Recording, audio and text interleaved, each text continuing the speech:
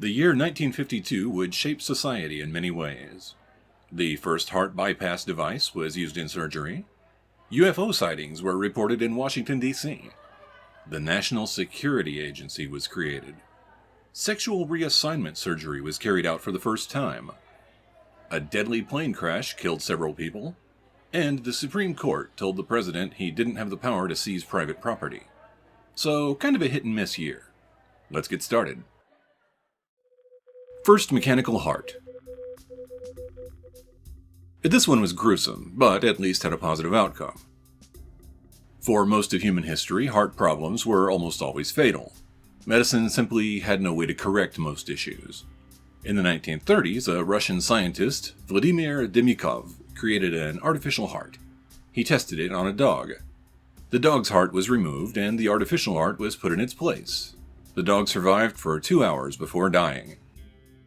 Vladimir proved the idea of using a machine to function for the heart was possible. It would take 15 more years before it was ready for humans. On July 3, 1952, a 41-year-old man named Henry Opitek began having shortness of breath. The doctors found a valve in his heart was at fault.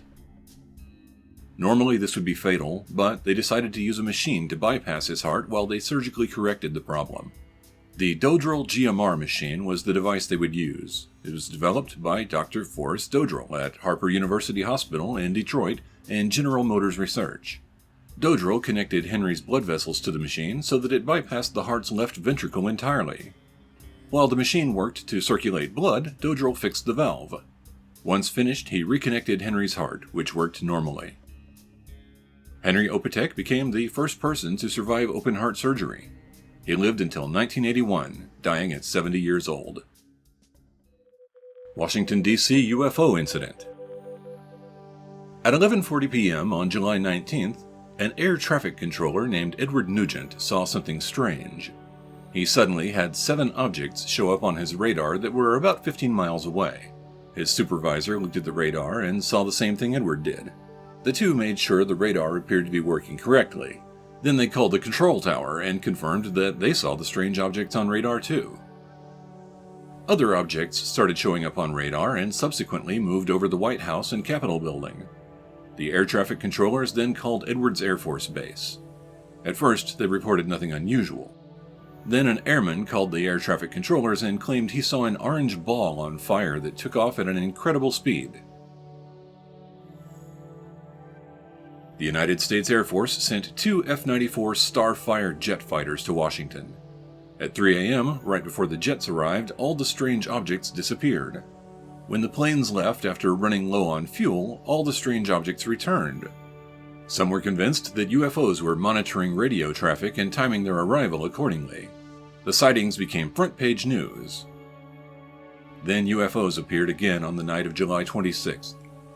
At 8:15 p.m., a stewardess on an incoming flight noticed strange lights above her plane. Within minutes of her seeing this, radar at the airport and Air Force Base began tracking unknown objects. Jets were sent over Washington, D.C. again, and the lights again disappeared when the planes arrived. The UFOs became front-page news again. It also caused Harry Truman to want an explanation. Truman's aide was told that what was seen on radar could be caused by a temperature inversion. A warm layer of air covers a cooler layer of air that is close to the ground. This bends radar signals and causes false positives. On July 29th, to calm public fears, a large press conference was held at the Pentagon, the largest since World War II. The officials explained the temperature inversion theory, and they also included testimony of other pilots that were flying over the area and didn't see anything. Additionally, one of the targets the air traffic controllers found was later identified as a steamboat, which further supported the idea that radar signals were affected. The military's explanation was not widely accepted by many. A common criticism was why UFO events didn't occur during other temperature inversion events. The weather condition happened several times a year and never caused strange objects to appear before. Ultimately, the military quit discussing UFO cases it couldn't solve. The mystery of what caused strange objects to appear in 1952 has never been solved. Operation Ivy. In the early 1950s, the United States really enjoyed detonating weapons of mass destruction. This addiction continued in 1952 with even more explosions at the Pacific Proving Grounds. Operation Ivy was the 8th series of tests at this location and consisted of 2 explosions. The first test was a multi-megaton thermonuclear weapon. When detonated, it yielded 10.4 megatons, almost 500 times as powerful as the bomb dropped on Nagasaki, Japan. 8 megatons of that yield were due to fast fission of uranium, which created a large amount of radioactive fallout. Before the explosion, there was an island. After the explosion, the island was gone. In its place was a crater, 164 feet deep and 6,240 feet wide. During the explosion, U.S. Air Force pilot Jimmy Priestley Robinson had a job to do. He was ordered to fly an F-84G through the mushroom cloud and collect air samples. He succeeded somehow and emerged from the mushroom cloud. But he couldn't pick up the navigational beacons due to electromagnetic interference from the nuclear explosion. By the time he found the signals, Robinson was low on fuel. He eventually ran out of fuel and had to make a water landing. The plane flipped and Robinson was killed. His body was never found. The second explosion was much less eventful. It only yielded 500 kilotons and didn't kill anybody. At least not right away. National Security Agency. World War II required that the United States create a unit to decipher coded communications. This task became more important to national security as the Cold War progressed and war broke out in Korea. President Harry Truman in 1952 officially established this unit as the National Security Agency. Unlike other intelligence agencies, the NSA is not allowed to conduct human-based intelligence gathering. They focus on acquiring information through communications technology. And they also aid other government agencies that are not allowed to do this on their own. Since being established, the National Security Agency is now the largest U.S. intelligence service, both in terms of budget and number of people employed. They are not well regarded today by many people, but that's a separate episode. Christine Jorgensen. Not everything that happened in 1952 was bad. Doctors first started performing what were then known as sex change operations in the 1920s and 1930s. Early attempts did not recognize the importance of hormones in the process. Christine Jorgensen, in 1952, became the first person to undergo the necessary surgeries, while also being treated with hormones. She unexpectedly became a celebrity because of it. Jorgensen was raised in New York. She graduated from high school in 1945 and was drafted into the U.S. Army at 19 years old. She returned to New York after leaving the service and attended community college, photography school, and dental assistant school.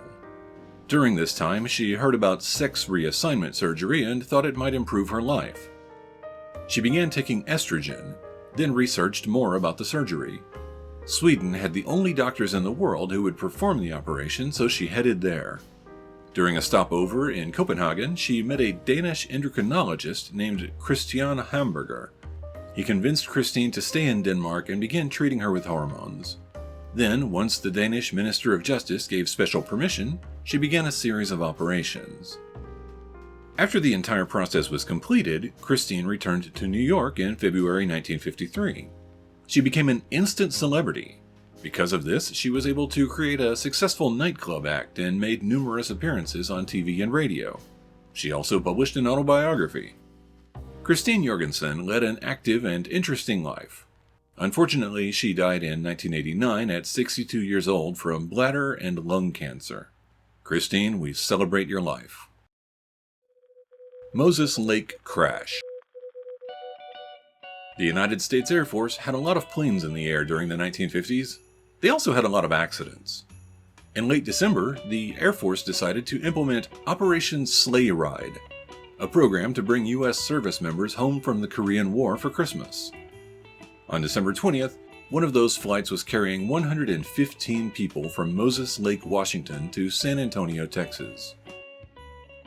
The C-124 took off around 6:30 p.m. Seconds after taking off, the left wing struck the ground.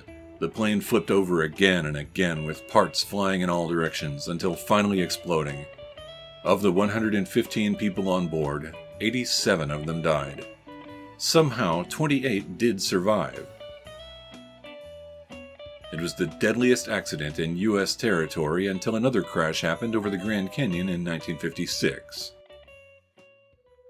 1952 Steel Strike. On April 9th, the United Steelworkers of America planned to strike against all the steelmaker companies. Essentially, all steelworkers in the industry were refusing to work until their demands for higher wages were met. Wage controls were enforced during World War II, then again during the Korean War. Wages did not increase, while inflation did. Steelworkers were tired of working more and making less. President Harry Truman was told that ammunition was low in Korea.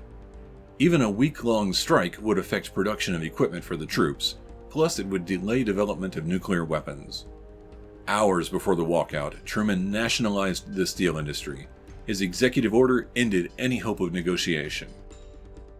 This resulted in several court challenges that eventually ended at the U.S. Supreme Court on June 2nd. In a 6-3 ruling, the Supreme Court said that the president did not have the authority to seize private property for national security reasons. Furthermore, he had no authorization from Congress that allowed him to do this. The steel companies returned to their owners, and the strike resumed. It eventually ended with the workers being given what they had originally demanded 4 months earlier. Of course, there are even more things from 1952 that we didn't mention. A major earthquake struck Southern California, tornadoes in the Mississippi River Valley killed 208 people, and nearly 58,000 cases of polio were reported in the United States. To be fair, for those living in this transitional decade, any year that didn't end in nuclear annihilation was technically a good year. The 1950s began with nuclear explosions, racism, and preventable accidents. As the decade progressed, events began to happen which foreshadowed the modern world to come. If you enjoyed this exploration of the unpleasant parts of 1952, then please like this video. And while you're at it, subscribe to our channel as well. It's free, and it helps keep us going. Thank you for watching Bad Things in History.